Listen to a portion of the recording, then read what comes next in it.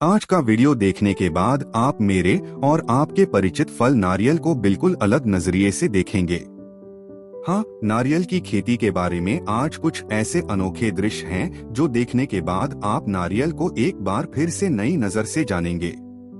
एक नारियल का पेड़ छोटे से बड़ा होने और उसमें नारियल लगने में लगभग 3 से 6 साल का समय लग जाता है और नारियल के पेड़ में फूल आने के बाद उसे पूरी तरह पककर नारियल बनने में भी लगभग 9 महीने का समय लगता है।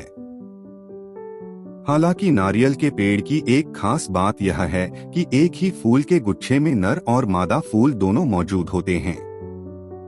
लेकिन ज्यादा फलन सुनिश्चित करने के लिए किसान नर फूलों को पहले ही काट देते हैं ताकि नियंत्रित तरीके से परागण किया जा सके। इसके बाद हाथ से या ब्रश की मदद से नर फूलों के पराग कणों को मादा फूलों पर लगाया जाता है और इस तरह के मैनुअल परागण से नारियल का उत्पादन बहुत बेहतर हो जाता है। नारियल सूख जाने पर उन्हें पेड़ से उतारने का काम भी बेहद कुशलता से किया जाता है। कुछ लोग तो नंगे पैर ही 100 फीट ऊंचे पेड़ों पर चढ़ जाते हैं। लेकिन जोखिम कम करने के लिए अब कई जगहों पर पोल मेथड यानी लंबे बांस के सिरे पर काटने वाला औजार लगाकर नारियल तोड़े जाते हैं। हालांकि नारियल पेड़ से उतारने का सबसे आसान और जोखिम मुक्त तरीका है हाइड्रोलिक एलिवेटर, लेकिन थोड़ा महंगा होने की वजह से कई किसान इस तरीके से बचते हैं। पेड़ से नारियल उतारने के बाद शुरू होता है उन्हें इकट्ठा करने का काम। आकर्षक तरीके से नारियल इकट्ठा करके अब इन्हें प्रोसेसिंग के लिए ले जाने की बारी आती है। कुछ लोग तो पानी की नहर का इस्तेमाल करके ही नारियल को तैराकर नाव के जरिए ले जाते हैं।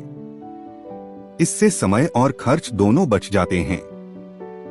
लेकिन जिनके पास ऐसी नवीन व्यवस्था नहीं है, उन्हें ट्रक से ही नारियल प्रोसेसिंग के लिए भेजना पड़ता है। जो नारियल टूटे हुए, ज्यादा सड़े हुए या गुणवत्ता के अनुरूप नहीं होते, उन्हें प्रोसेसिंग में न भेजकर खाद के रूप में इस्तेमाल किया जाता है। नारियल फैक्ट्री में पहुंचने के बाद पहला काम होता है इसके बाहर के सख्त छिलके यानी भूसी को निकालना, जिसे डीहस्किंग कहते हैं। हमारे देश में हम आमतौर पर हंसिए या लोहे की छड़ पर नारियल रखकर हाथ से यह काम करते हैं, लेकिन इन विशाल फैक्ट्रियों में अब आधुनिक डीहस्किंग मशीनों का इस्तेमाल होता है। इस मशीन में 2 विशाल दांतेदार रोलर होते हैं जो सेकंडों में नारियल की बाहर की भूसी को अलग कर देते हैं। इसके बाद कुशल मजदूरों की एक टीम अपने हाथों से अविश्वसनीय और तेज गति से नारियल के बाहर के सख्त कवच को तोड़ती है। लेकिन यह काम उन्हें बहुत सावधानी से करना पड़ता है ताकि अंदर का सफेद हिस्सा सुरक्षित रहे। नारियल की फेंकी हुई भूसी को भी बहुत सावधानी से इकट्ठा करके रखा जाता है। आधुनिक कारखानों में इन सूखी भूसी को विशाल रोलरों के बीच से गुजारकर पीसकर लंबे और मजबूत रेशे में बदल दिया जाता है। इस रेशे या कोयर से बेहद टिकाऊ रस्सी, चटाई और जाल जैसे मैट बनते हैं। इसके अलावा नारियल का यह रेशा अब जियोटेक्सटाइल के रूप में नदी कटाव रोकने या पहाड़ी ढलान के धंसने को रोकने में भी इस्तेमाल हो रहा है। यहाँ तक कि कुछ जगहों पर सड़क निर्माण के दौरान मिट्टी की स्थिरता बढ़ाने के लिए भी नारियल की भूसी से बनी विशेष जाली का इस्तेमाल होता है। इसलिए कहा जा सकता है कि नारियल के बाहर के इस फेंके जाने वाले हिस्से ने अब अरबों डॉलर का एक अलग उद्योग बन गया है, जहां कचरे से विश्वस्तरीय निर्माण सामग्री बन रही है। नारियल की भूसी की गुणवत्ता यहीं खत्म नहीं होती। भूसी से रेशा निकालने के बाद जो धूल जैसा हिस्सा बचता है उसे कोकोपीट कहते हैं। पहले कचरे के रूप में फेंक दिया जाता था, लेकिन आधुनिक कृषि में अब इसे काला सोना कहा जाता है। इस कोकोपीट को विशाल मशीनों में उच्च दबाव से संपीड़ित करके मजबूत ब्लॉक या ग्रो स्लैब बनाया जाता है। वर्तमान में बिना मिट्टी के खेती की आधुनिक विधि यानी हाइड्रोपोनिक्स में यह कोकोपीट मुख्य आधार है।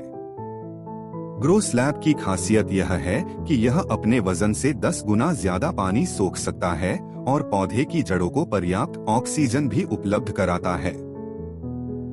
टमाटर, खीरा, मिर्च सहित विभिन्न सब्जियों की खेती में आज इस तकनीक से कम जगह में ज्यादा उत्पादन संभव हो रहा है। नारियल के अंदर के हिस्से को अलग करने के बाद जो सख्त खोल बचता है उसे भी बिल्कुल फेंका नहीं जाता। नारियल के सख्त खोलों को पहले विशाल भट्टियों में भरा जाता है। यहाँ ऑक्सीजन को नियंत्रित करके बहुत उच्च तापमान पर इन्हें जलाया जाता है। इस विशेष प्रक्रिया में खोल साधारण कोयले से कहीं ज्यादा शक्तिशाली एक्टिवेटेड चारकोल में बदल जाते हैं। यह चारकोल सिर्फ खाना पकाने में ही नहीं, बल्कि पानी शुद्धिकरण फिल्टर से लेकर जहरीली गैस सोखने वाले मास्क में भी इस्तेमाल होता है। नारियल के इसी सख्त खोल से ब्रिकेट भी बनाए जाते हैं। चारकोल के पाउडर को मशीन की मदद से बहुत उच्च दबाव में छोटे छोटे ब्लॉक में बदल दिया जाता है। ये ब्रिकेट साधारण कोयले से कहीं ज्यादा देर तक जलते हैं और इनका धुआं भी बहुत कम होता है। वर्तमान दुनिया में इसे बायोफ्यूल या पर्यावरण अनुकूल ईंधन के रूप में देखा जा रहा है। नारियल का पानी अब दुनिया भर में एक जादुई पेय के रूप में मशहूर है। नारियल प्रोसेसिंग के बाद अंदर का पानी अलग करके इकट्ठा किया जाता है, लेकिन इसे सीधे बाजार में नहीं भेजा जाता। यह पानी स्टेनलेस स्टील की पाइपलाइन के जरिए सीधे चिलिंग टैंक में जाता है, ताकि बाहर की हवा के संपर्क में आने से इसका स्वाद खराब न हो। फिर शुरू होती है फिल्टरिंग प्रक्रिया। इसके बाद पूरी तरह रोबोटिक तरीके से कीटाणुरहित बोतल या कैन में यह पानी भरा जाता है और सील करके बाजार में भेजा जाता है। बिना किसी कृत्रिम चीनी या प्रिजर्वेटिव के प्राकृतिक इलेक्ट्रोलाइट से भरपूर यह पानी शरीर को तेजी से हाइड्रेट करने में अब सबसे बेहतरीन हेल्थ ड्रिंक माना जाता है। नारियल का पानी अलग करने के बाद अंदर का सफेद हिस्सा या कर्नेल धोकर साफ किया जाता है और छोटे छोटे फ्लेक्स में काटा जाता है। इन फ्लेक्स को गर्म पानी में भिगोकर मैकेनिकल प्रेस से दबाकर नारियल का दूध निकाला जाता है और अपेक्षाकृत कम पानी इस्तेमाल करने पर गाढ़ा नारियल क्रीम बनता है। दूध और क्रीम इकट्ठा करने के बाद उन्हें पाश्चुरीकृत करके पैक किया जाता है, ताकि सुरक्षित रूप से बाजार में सप्लाई की जा सके। दूध निकालने के बाद जो सूखा हिस्सा बचता है उसे सुखाकर और पीसकर नारियल का आटा बनाया जाता है, जो ग्लूटेन फ्री होने की वजह से बेकरी में काफी लोकप्रिय है। और सीधे सूखे नारियल के टुकड़ों से बनता है डेसिकेटेड कोकोनट, जो मिठाइयों और बेकिंग में बहुत पसंद किया जाता है। नारियल के सूखे हिस्से या फ्लेक्स को दबाकर जो तेल निकलता है वही मुख्य रूप से नारियल तेल है, जो सिर्फ खाना पकाने में ही नहीं बल्कि औद्योगिक क्षेत्र में भी बड़े पैमाने पर इस्तेमाल होता है। और एक कदम आगे बढ़कर कुछ देशों में नारियल तेल से बायोजेट फ्यूल बनाने की रिसर्च भी चल रही है, जो भविष्य में ईंधन क्षेत्र में एक वैकल्पिक समाधान बन सकता है। आज का यह वीडियो देखने के बाद शायद नारियल आपको पहले जैसा साधारण फल नहीं लगेगा। एक नारियल का हर हिस्सा, भूसी से खोल, पानी से सफेद मांस तक, सबके पीछे छिपी है तकनीक, मेहनत और इंसान की लंबी परिश्रम की कहानी।